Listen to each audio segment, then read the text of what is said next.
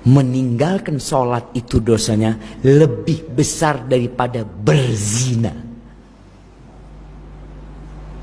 Kata Nabi SAW, al-ahdu alladhi bainana wa bainu as-salah.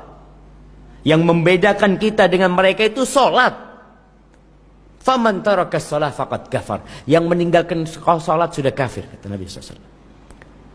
Di sini terjadi perbedaan pendapat di antara para ulama. Orang yang meninggalkan sholat itu apakah masih Islam atau sudah keluar dari Islam? Yang nggak sholat sama sekali. Ada dua pendapat para ulama. Al-Imam Ahmad bin Hanbal berpendapat kalau dia tidak sholat sama sekali maka dia telah kafir. Kalau mati jangan disolatin. Ya kalau kita pikir pendapat Imam Ahmad ini masuk akal juga. Selama hidup dia nggak pernah sholat, mati minta kita nyolatin dia. Selama hidup dia nggak pernah berangkat ke masjid, mati minta kita gotong dia ke masjid. Dia hidup nggak mau ke masjid, mati untuk bawa ke masjid. Makanya pendapat Imam Ahmad kalau ada orang tidak sholat, meninggal dunia, sudah dibungkus, galikan jurang, lemparkan ke sana. Jamaah, Allah kasih semuanya sama dia. Allah nggak minta banyak, dia tidak kerjakan itu sholat. Pendapat yang kedua, dia tidak kafir.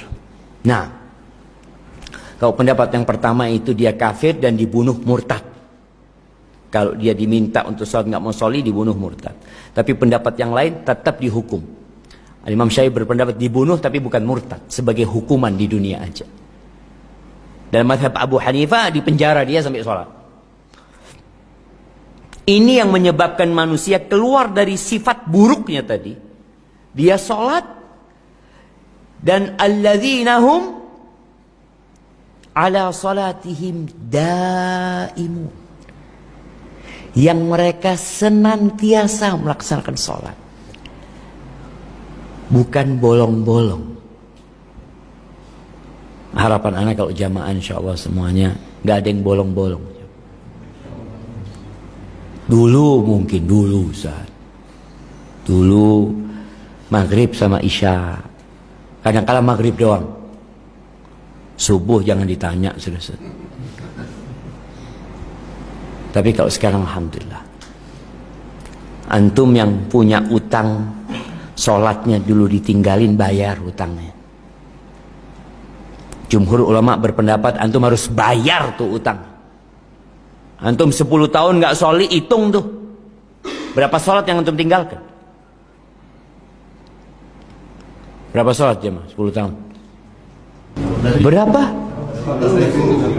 18.000 sholat. Bisa bayar jemaah. Itu pendapat jumhur ulama, harus diqadha. Itu pendapat jumhur ulama. Tapi pendapat sebagai ulama al-muhaqqiqin nggak bisa diqadha, nggak bisa diganti. Gimana mau ganti? Dia meninggalkan sholat dengan sengaja. Nggak ada peluang untuk mengganti dia. Sampai kapan? Sampai mati nggak bisa diganti. Akan ada perhitungan Allah sama dia. Terus yang harus dilakukan apa? Tobat. Taubatan nasuha dan memperbanyak sholat sunnah. Karena kalau pikir antum ganti, antum kan enak, alhamdulillah anak sudah ganti. Anak nggak sholi 2 hari kemana, alhamdulillah anak sudah ganti. Enak kalau gitu jamaah. Allah mengatakan inna salata kanat 'alal mu'minin kitaban mauquta. Salat itu kewajiban yang waktunya sudah ditentukan. Keluar waktu nggak diterima antum salat. Kecuali dalam kondisi lupa atau ketiduran. Baru maka pendapat mungkin ya yang mending ketika antum punya utang salat, antum bertobat dengan taubatan nasuha. Artinya antum berusaha untuk tidak mengulanginya dan memperbanyak sholat sunnah.